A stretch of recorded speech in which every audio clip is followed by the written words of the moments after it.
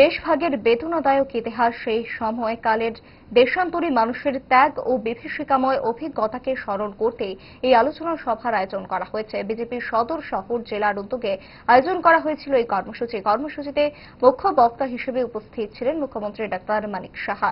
আলোচনা সভায় বিশেষ অতিথি হিসেবে উপস্থিত ছিলেন প্রদেশ বিজেপির সভাপতি অভিষেক দেবরায়, বিজেপির সদর শহর জেলার সভাপতি অসীম ভট্টাচার্য, বিজেপির রাজ্য সাধারণ সম্পাদক তাপস ভট্টাচার্য সহ অন্যান্য নেতৃত্বরা।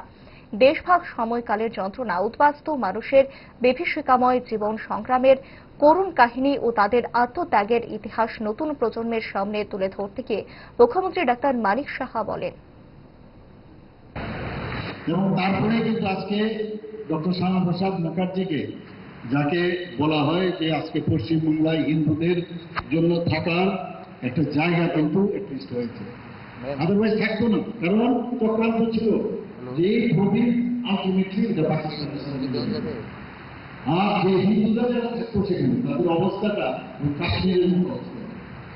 আজকে কিন্তু ওনার দূরদর্শিতা আজকে বুঝতে পারছি। কারণ কাশ্মীরে দেখুন, যেখানে পণ্ডিতদের কিভাবে মেরে তাদেরকে আজকে এই কাশ্মীর ত্যাগ করতে হয়েছিল, আমরা সবাই জানি। এই অবস্থা হিন্দু বাঙালিদের তখন ঘটে।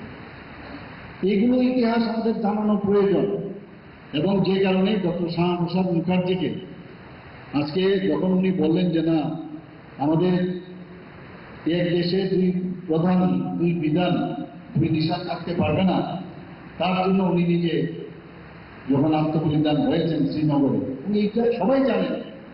এইসব যারা কুচক্রীরা যারা আছেন তাদের সম্পর্কে নেক্সট জেনারেশনকে জানানো আমাদের প্রয়োজন।